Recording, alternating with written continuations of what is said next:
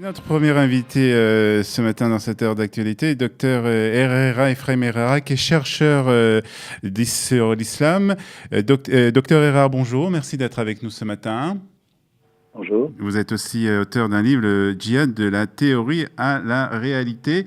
Et nous allons parler avec vous ce matin d'une situation qu'on peut voir déjà se profiler, en tout cas dans l'autorité palestinienne, concernant la succession de Mahmoud Abbas. Alors, il faut dire que d'abord, Mahmoud Abbas est toujours à son poste, il est toujours président de l'autorité palestinienne.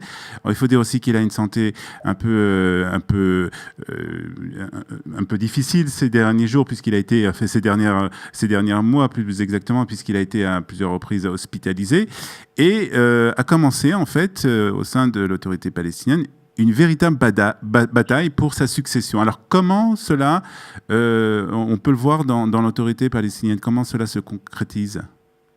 Avant de présenter les différents prétendants à la succession, il faut quand même noter que le pouvoir de Mahmoud Abbas est complètement illégitime et qu'il est au pouvoir après un putsch en 2006 alors que le Hamas avait gagné les élections. Et comme tout le monde était bien content que le Hamas ne puisse pas concrétiser sa victoire, il est au pouvoir donc sans élection. Et ce dont on parle aujourd'hui dans tous les médias, c'est qu'il soit remplacé encore une fois sans élection, comme si c'était un système... C'est-à-dire ce que vous voulez nous dire, c'est que Mahmoud Abbas n'a pas été élu à ce poste en fait? Ben non. Enfin, il a été élu avant, mais en 2006, quand il y a eu des élections, aux élections législatives, il a perdu. Ils ont perdu aux élections législatives. Le Hamas avait pris 75 sièges et le Fatah seulement 48. Donc, c'était clairement une situation dans laquelle il perdait son poste. Alors, est-ce qu'il y a des élections qui sont prévues prochainement au sein de l'autorité? Non, on parle d'une succession sans parler d'élections. Ah ouais. Parce que justement, les différentes factions palestiniennes n'arrivent pas à s'entendre. Mahmoud Abbas voulant évincer le Hamas depuis 2006 et de manière encore plus forte après que le Hamas se soit imposé par la force dans la bande de Gaza. Donc en fait, on peut comparer ça pratiquement à un régime royaliste, pratiquement. Exactement, c'est un régime comme un régime royaliste où il y a le roi qui essaye de nommer son successeur. Et puis, il y a d'autres prétendants, et quand le roi sera mort, le fait qu'il ait dit quelque chose n'est pas contraignant. Je pense que c'est d'abord le cadre général dans lequel il faut, replacer la situation. Est-ce que justement Mahmoud Abbas prépare justement sa succession aujourd'hui? Il a quand même des personnalités qui sont plus proches de lui, et d'autres qui ne veulent vraiment pas le voir succéder à sa place. Donc, parmi ceux ce qu'il faut noter aussi, c'est que les médias parlent beaucoup de 4 prétendants à la couronne. Et en fait, il y en a 2 autres. Et il faudra aussi les rappeler. Donc, en fait, ce qui est le point commun de tous, c'est que ce sont tous des terroristes. Tous des terroristes qui ont tous du sang juif sur les mains et dont aucun n'a exprimé le moindre remords. On peut commencer par le plus cité, qui est Djibril Rajoub, qui est un terroriste libéré lors de l'échange de milliers de prisonniers dans ce qu'on appelait la Iskat Djibril, donc l'accord qui a été fait, qui a permis à des centaines de terroristes d'être libérés.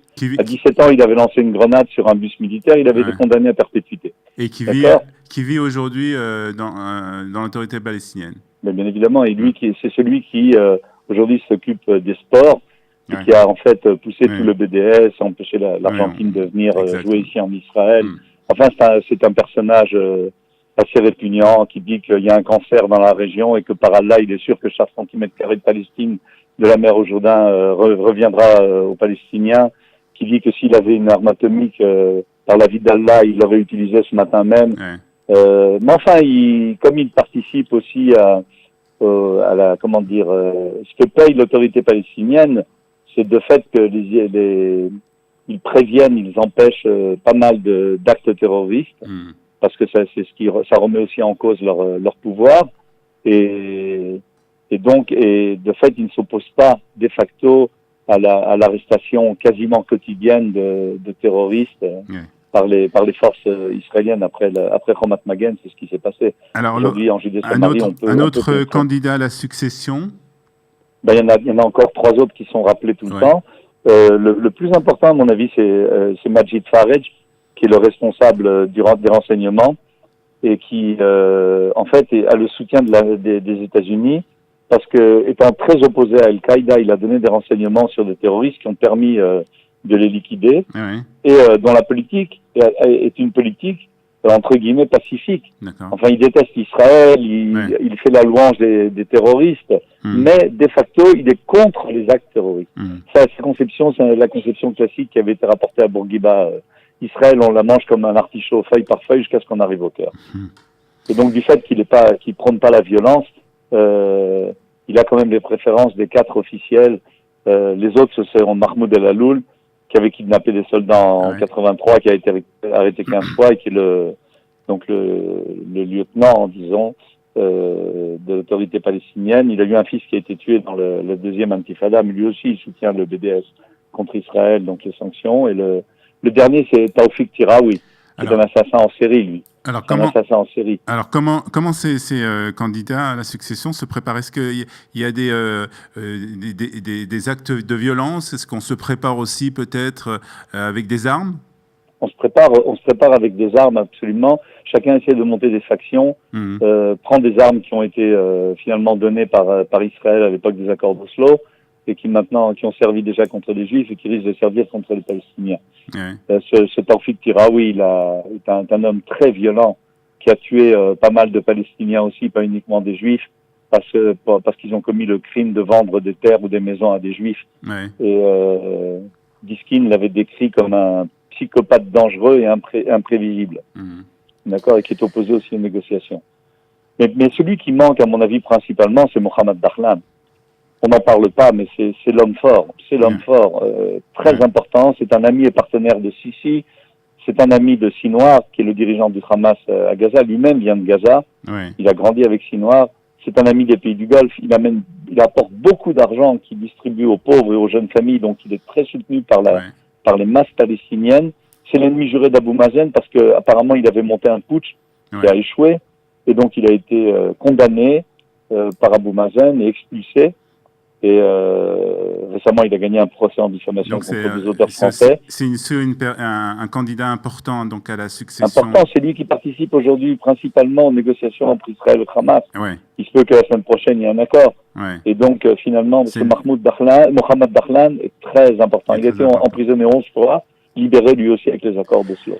Et ma dernière question, est-ce que vous pouvez imaginer le jour après la mort de Mahmoud Abbas, est-ce qu'on va assister à des combats dans la rue palestinienne? C'est possible que ce soit un homme fort, mais je crois qu'il faudrait quand même qu'Israël se réveille et prenne une alternative, qui serait de dire, en fait, tous ces gens-là, toutes ces personnalités qu'on a citées sont des terroristes dans le passé qui n'ont pas exprimé le moindre remords, qui vont continuer à enseigner la haine et le djihad dans leurs écoles, comme c'est le cas aujourd'hui.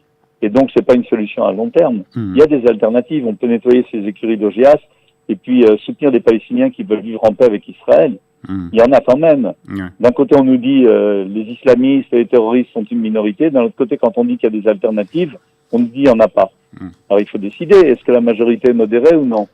Alors, supposons qu'il y ait quand même une minorité modérée. Il y a des grandes familles à Hebron, à Shrem, dans chacune des villes. On peut travailler avec ces grandes familles, avec ces grandes tribus qui sont, elles, qui prônent justement une vie tranquille, qui sont rassasiées de cette corruption qui touche tout le monde, tant le Hamas que le Fatah. Je crois que ce serait une bonne occasion, la disparition d'Abou Mazen, pour mettre en place une alternative réelle et concrète qui nous libère de ces terroristes. Docteur Ephraim Erao, donc spécialiste en islam, merci beaucoup de vos explications concernant la succession de Mahmoud Abbas dans l'autorité palestinienne. Bonne journée, Shabbat Shalom. 8h25 sur Studio Qualita. Dans quelques instants, Eliana Gervutka viendra nous parler d'histoire.